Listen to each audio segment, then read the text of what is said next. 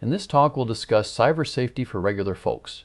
You don't need to be a computer expert to stay safe. Hi, I'm John Funk. Let's be honest, cybercrime is scary. Every week you hear about someone getting hacked or scammed out of their life savings. For most people, it feels like an overwhelming mess that's getting worse, but they don't know what to do about it. You hear bits and pieces of advice online, but it's hard to know what's true or what actually matters.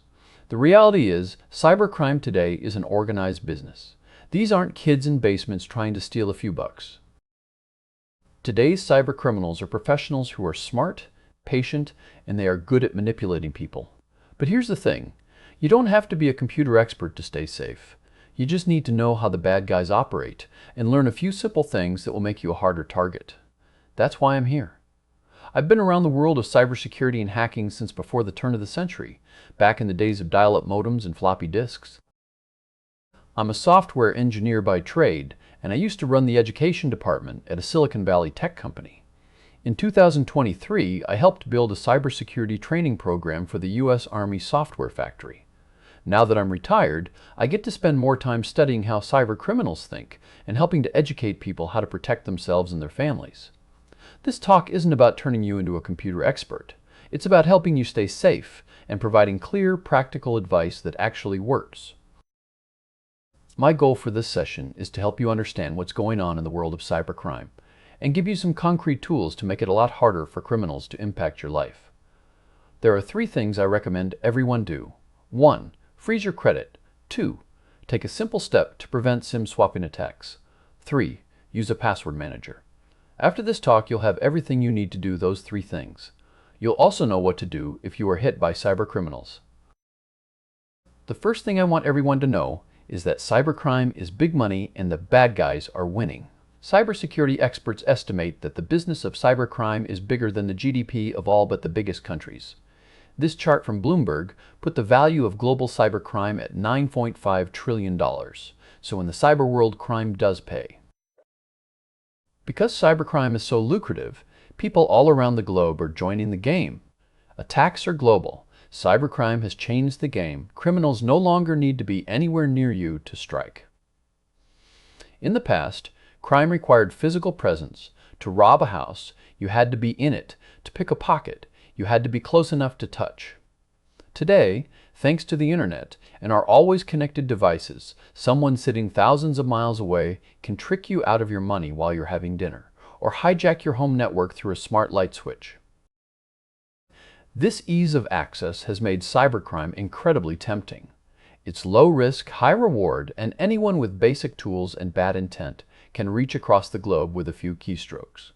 To help illustrate that point, here's a map that shows active cyber attacks around the globe. Cyber gangs are organized.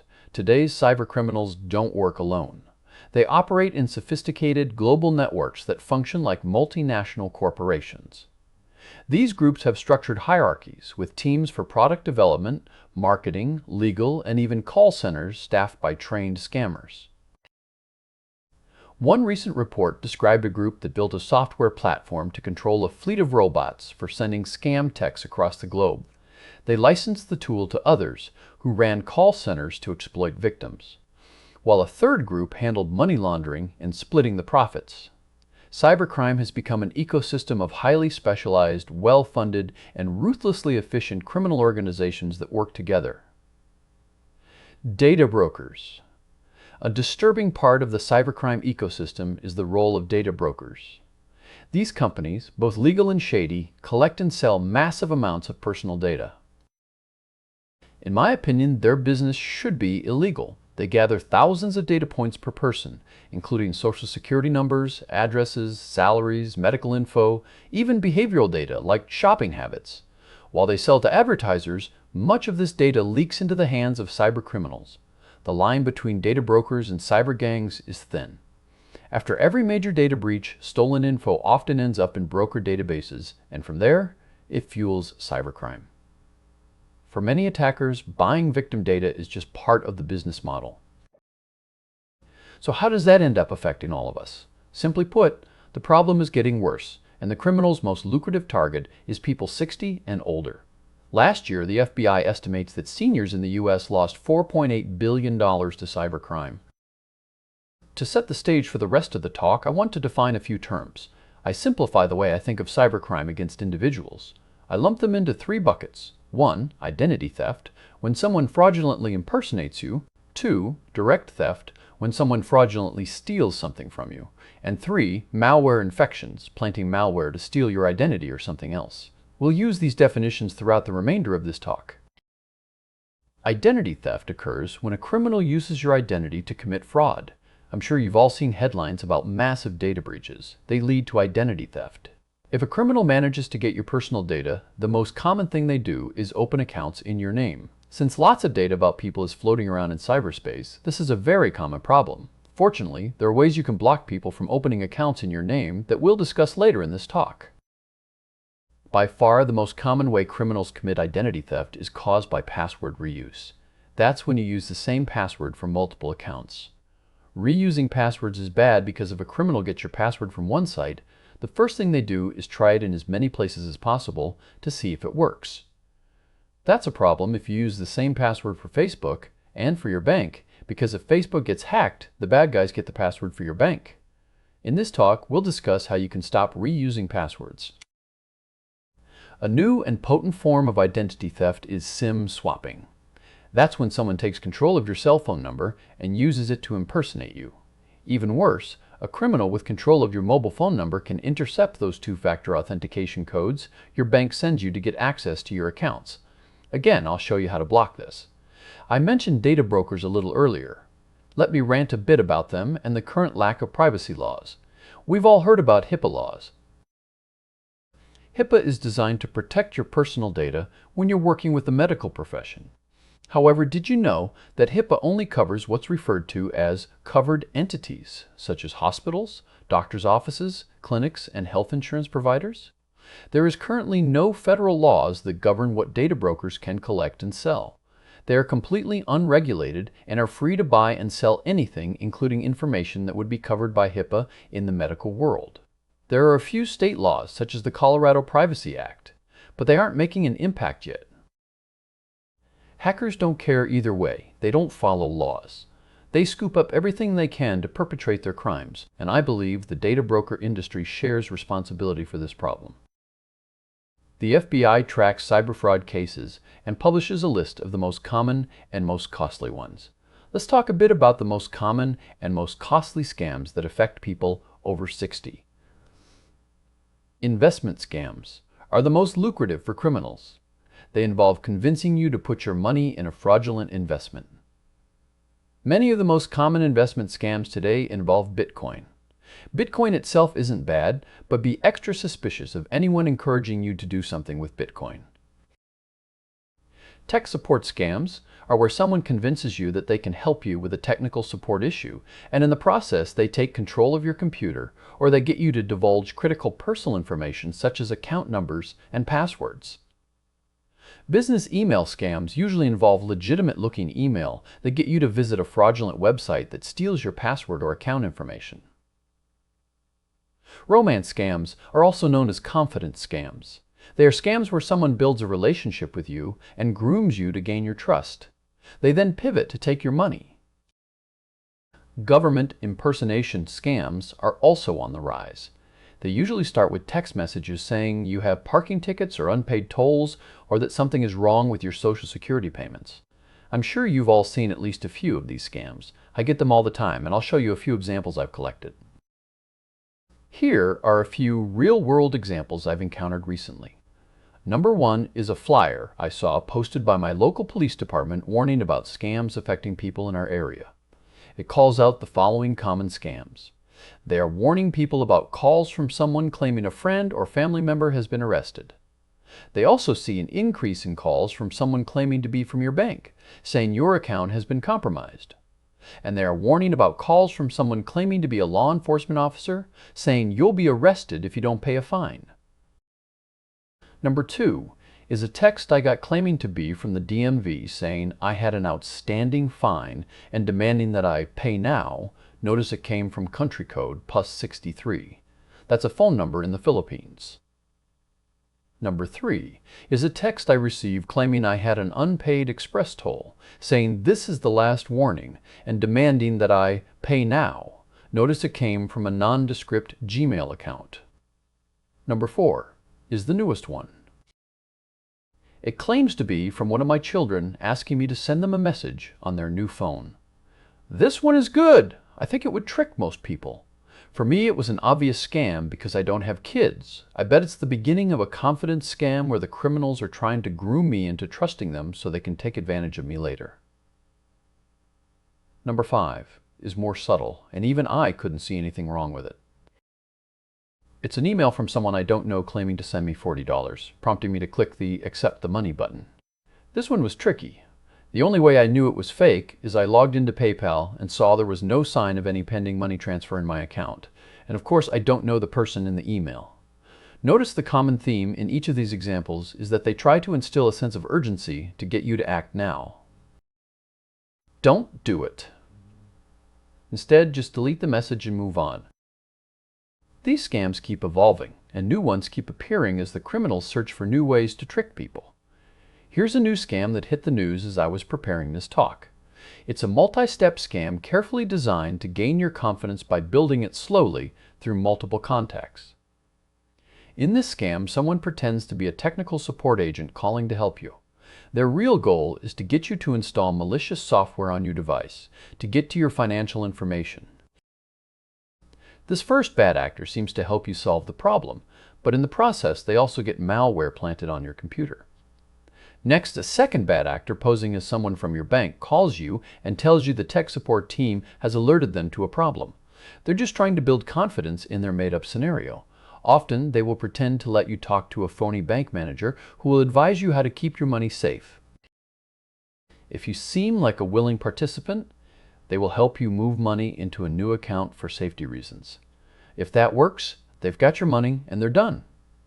If you don't seem to buy into their scam, they tell you they are going to refer your case to law enforcement to bolster your confidence in the story.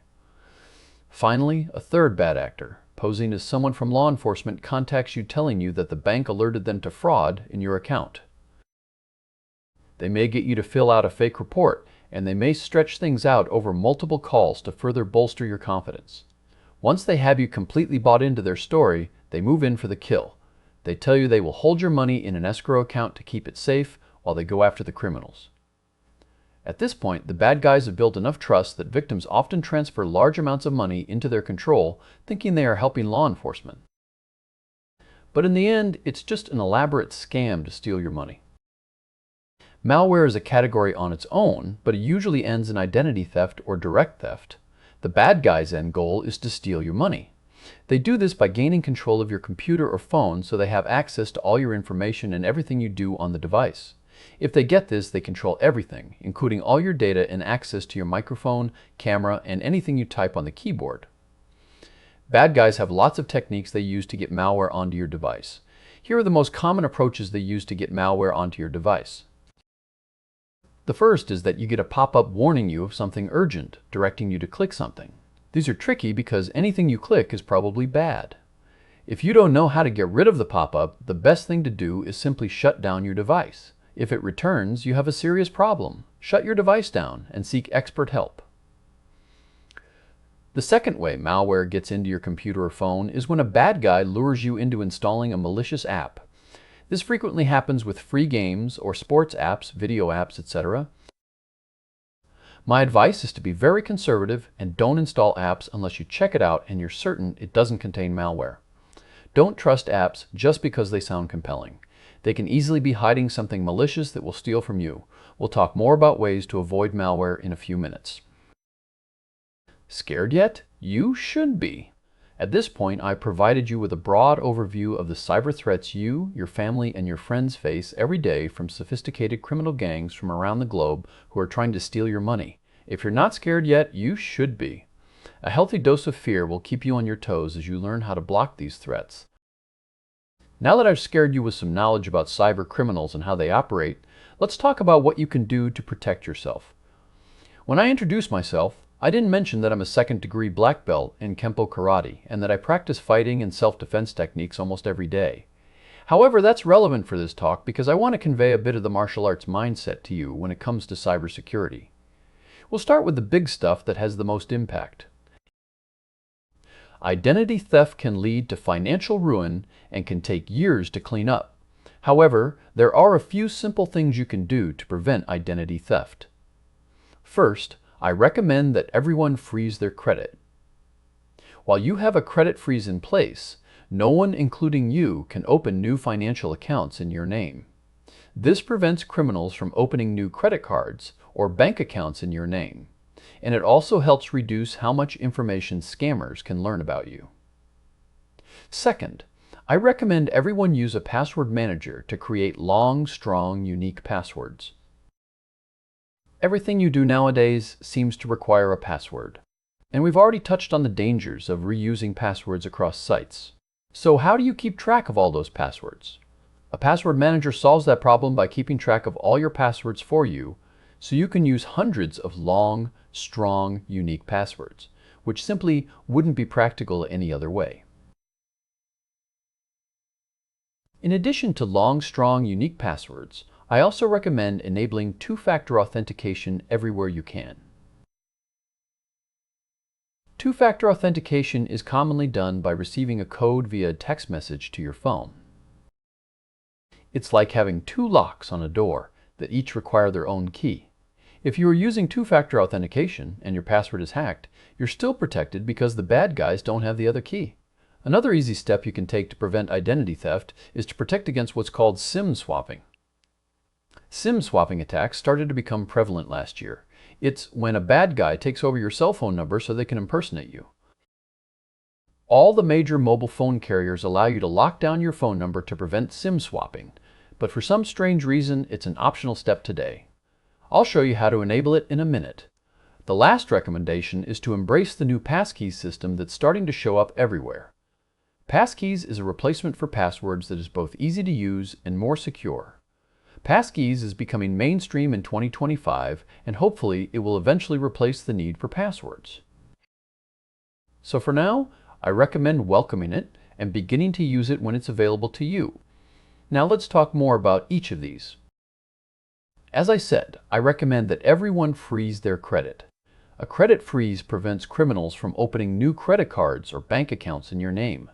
Freezing your credit is easy, but it does come with some inconvenience because you need to unfreeze it if you want to open a new account. For most of us, that's a worthwhile trade-off because as you get older, your finances settle down and opening new accounts is a rare event. To freeze your credit, you need to contact the 3 credit bureaus, Equifax, Experian, and TransUnion, and ask them to place a credit freeze on your account. Once you've done that, no one can open credit accounts in your name. When you do need to open a new account, such as a credit card, you simply request an unfreeze, which usually stays unfrozen for a few days. While your credit is unfrozen, you can open new accounts. After that, the freeze protections go back into effect. The handout has instructions for setting up a credit freeze with Equifax, Experian, and TransUnion. One caveat is that some of the credit bureaus offer a paid credit lock that they say provides additional protection. That extra protection isn't necessary, so don't be confused by the similar name. A free credit freeze is all most people need, and it's a great starting place, even if you decide to pay for extra protection at some later date.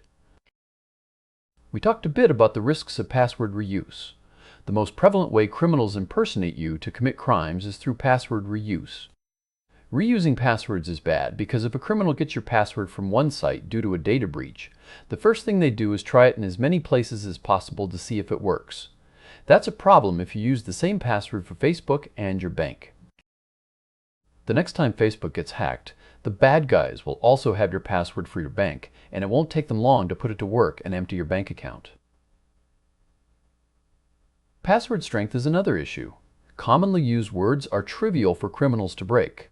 Hackers have lists of the most commonly used passwords, and they try them right away before any other approach. That means passwords like monkey or 123456 are ineffective in stopping criminals. They get right through them. The length of a password is the factor that makes the most difference.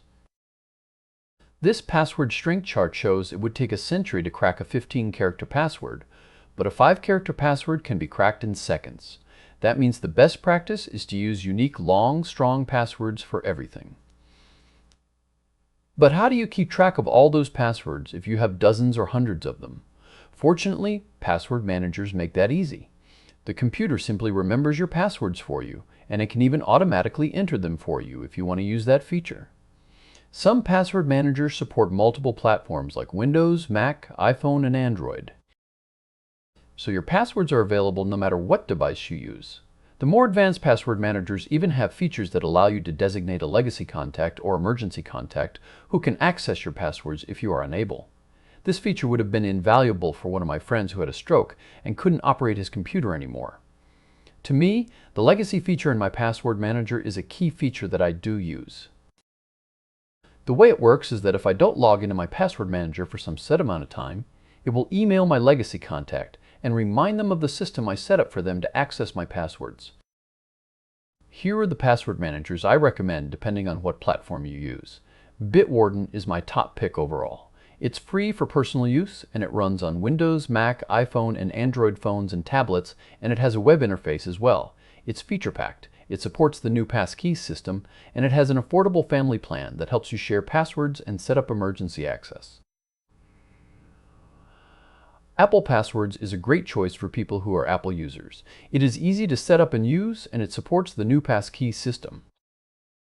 It supports iPhone, iPad, and Mac. However, it doesn't support Windows or Android, so if you're not on an Apple device, you won't have access to your passwords. Google Password Manager is best for people who only use Android or the Chrome browser. It is very simple to set up and use, and it supports the new Passkeys system. However, you won't have access to your passwords if you're not using Android or the Chrome browser. The handout has more information and instructions to get started with each of these password managers. After you have your password manager set up, the next step I recommend is to start using two-factor authentication everywhere you can. Two-factor authentication is like having two locks on your door that use separate keys. Typically, two-factor authentication involves entering your password followed by a verification code sent to your mobile device. This provides added protection because if a criminal gets your password and you're using two-factor authentication, you're still safe because the criminal doesn't have the second key. I recommend setting up two-factor authentication for access to any banking or investment account. I also recommend setting it up for shopping sites like Amazon, where someone could buy things on your account if they get your password. You should also use it for social media accounts like Facebook because they get hacked so often. Again, if you have two-factor authentication turned on, you're protected even if someone gets your password. SIM swapping is a fraud that most people haven't heard of, but can be financially devastating. It is usually done in a highly targeted attacks against high-value targets. To pull off the attack, criminals gather personal information about the target and use it to convince their mobile phone carrier to transfer the victim's phone number to a device the criminal controls. Once that's done, the criminals use the stolen phone number to contact the victim's bank. Because they control the phone number associated with the victim's account, they are able to capture any two-factor authentication codes to authenticate with the bank. At that point, they have full control of the bank account and they proceed to empty it. Fortunately, mobile phone carriers have made it easy to thwart SIM swapping, but for some reason it's optional and must be turned on by the user. The handout has instructions to turn on SIM swapping protection for all the major mobile carriers, AT&T, T-Mobile, and Verizon. This protection takes just a few minutes to set up, so I highly recommend that everyone do it. To illustrate how SIM swapping fraud works, here is the story of a SIM swapping criminal who stole $1.8 million from homeowners in California. Between November 2021 and October 2023, a criminal named Oren David Sella stole mail from homes in Beverly Hills, California, and nearby neighborhoods. He collected personal information including debit and credit card details, bank account numbers, social security numbers, and driver's licenses. Using this information, Sella carried out SIM swapping attacks to bypass two-factor authentication protections. This allowed him to break into victims' online banking and financial accounts, open new fraudulent accounts in the victims' names, transfer money into intermediary accounts he controlled, order new debit and credit cards linked to the victims' accounts. Sella made hundreds of fraudulent withdrawals and transfers. He attempted to steal nearly $2.6 million and successfully stole at least $1.8 million before the FBI caught him and put a stop to his criminal activities. Direct theft scams are nothing new. Scammers have been running their schemes since the dawn of time. However, as we discussed, technology gives scammers across the globe incredible reach that they've never had before, and they're finding new and creative ways to make the most of that reach. To thwart their efforts, you need to be on the lookout for some common red flags. I look at each of the items on this list as checkboxes to help determine if something is a scam. If it checks one or two boxes on the list, it's probably a scam. First off, is this coming in on an unsolicited electronic channel like an email or a text message? If so, it's more likely to be a scam than if I'm talking to someone face to face. Second, are they trying to get me to do something urgently or in secret? Are they pushing to do it now and don't tell your wife or kids? If so, check, it's probably a scam. Next, is it from someone I don't recognize? Remember the $40 PayPal payment from someone I don't know? Check, it's probably a scam. Are they asking for gift cards or Bitcoin? No one I know would do that. It's probably a scam. Are they asking me to verify some personal information? If they say, we need to validate your account number, phone number, and password before we proceed, that's questionable and is probably a scam. Is their offer simply too good to pass up? Yep, it's probably a scam.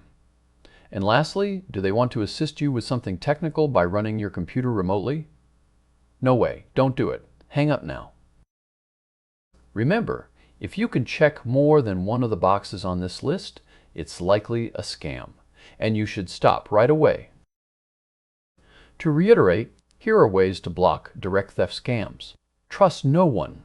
If you get an unsolicited electronic message, don't trust it, and don't hesitate to delete it. Stop and think before acting. Especially if they contacted you when you're busy doing something else. Don't click links. Even I can't tell if a link is malicious. So don't trust them. Go look up the information yourself rather than relying on a link someone provides for you. We'll talk more about this in a moment. Most importantly, don't trust things that are urgent. I don't know about you, but I question anything that's urgent. Maybe that's just conditioning from years in business leadership, but it serves me well when evaluating scams. Verify everything. If someone reaches me via electronic communications, I double-check everything they say. I never trust links or phone numbers they provide. Instead, I look up the information myself, and never, ever grant anyone remote access to your computer or phone.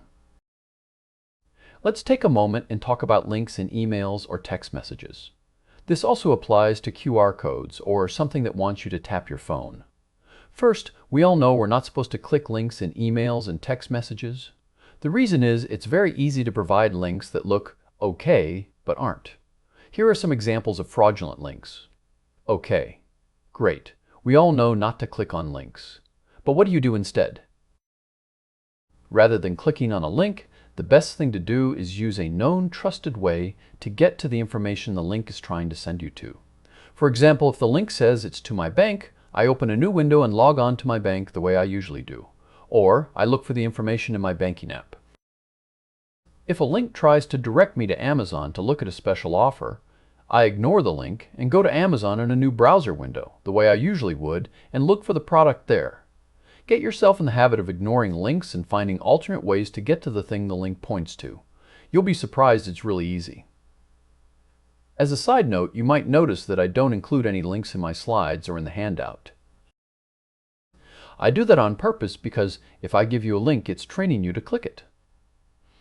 Which is the opposite of what you should do. I recommend trying that yourself. If you break the habit of sending links, everyone around you will be a little bit safer. And you will be a lot less likely to click on links yourself. Go ahead, give it a try.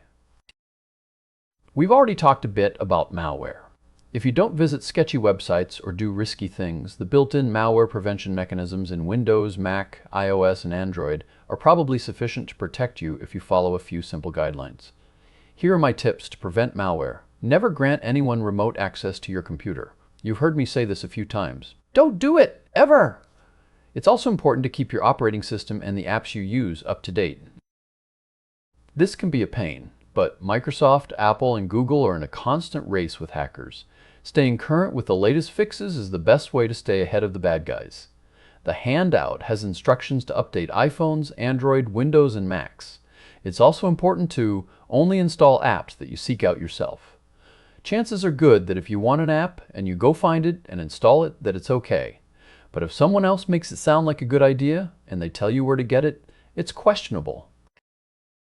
As a rule, don't install free games, video players, investment apps, etc. They can't be trusted, especially if someone is enticing you to do it. Lastly, delete any apps you aren't using.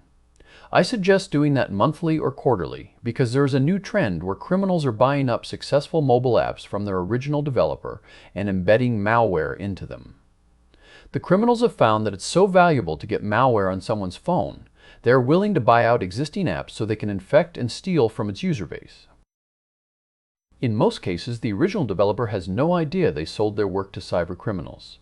But the next version of the app gets loaded up with malware, and everyone using it gets scammed. Staying safe also includes physically securing your device. Lock it with a passcode or biometrics and set a screen timeout to automatically lock when it's not in use. This will prevent strangers from picking it up and doing something bad with it. It's common for people to steal phones so they can get to unprotected banking apps. Criminals also steal phones to plant malware on them and then return them, feigning to be a good guy who returned your lost phone. Enable auto updates. We already talked about the importance of staying up to date. Also, make sure your phone is backed up. Automatic backups are the most reliable way to ensure you don't lose everything if your phone breaks or is lost or stolen. And, lastly, make a plan for what you'll do if your laptop or phone are lost or stolen or simply dies. Is it insured? Is it backed up? I've seen too many people who never considered what would happen if they lost their device and had to face a disastrous outcome when it happened. So what should you do if you're a victim of cybercrime? First, remember it's not your fault that a criminal has targeted you. Don't hide it or cover it up. Report it. These are professional criminals who prey on unsuspecting victims. Contact your local police or sheriff's office immediately by looking up their contact information from a trusted source.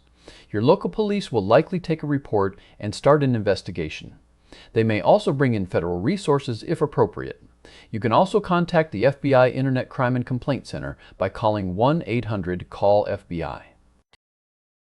They are experts in dealing with cyber crimes, and they will help you if you don't know what else to do. Whatever you do, don't try to handle the problem yourself. You are probably being attacked by professional criminals. Trying to handle it yourself is likely to drag you deeper into their clutches. Don't do that. Reach out to law enforcement via known trusted channels. Throughout the talk, I referred to the handout that I created to supplement this presentation.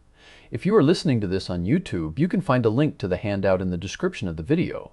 It has all the instructions for the things I recommended. Please protect yourself by taking a few minutes to set up a credit freeze, SIM protection, and a password manager. Also, make sure you update your computers and phones to get the latest protections that Apple, Google, and Microsoft provide as part of their ongoing race with hackers. The handout also includes a list of additional resources you can use to learn more about preventing and reporting cyber crimes. Before we close, I want to make sure to mention something about keeping kids safe online. This is not my area of expertise, but I want everyone to have an overview of this widespread problem. First, scammers and criminals don't just target adults, they also target kids. Professional criminals target kids through social media, in-game chats, and via messaging apps. The criminals often pose as kids using fake names and pictures to trick kids into trusting them. They prey on kids' natural weaknesses by using their superior coercion skills to outwit unsuspecting children. Even if you're not a parent, I think it's worth gaining some awareness of this problem. The best source to learn from is the FBI's website. They have videos and conversation guides for parents and caregivers, as well as resources for victims. You can find their information quickly by searching the phrase FBI sextortion. We covered a lot of ground today. We talked about protecting yourself from a variety of scams and how to prevent identity theft. We also talked about ways to keep your devices safe from malware and theft or loss. Remember, there are 3 big action items I want everyone to take away from this session. 1. Freeze your credit. 2. Turn on SIM swapping protection with your mobile carrier. 3. Set up and use a password manager. If you do those 3 things to protect yourself, you won't be an easy target, and you'll decrease the odds you'll be wiped out by cyber criminals. You'll still have to watch for the common red flags that can alert you to a scam. You'll have to work to never click on links. and you'll have to remember to take a moment to think before acting if you sense a scam. But now you have the baseline understanding of how cyber scammers operate, and you know what to watch out for.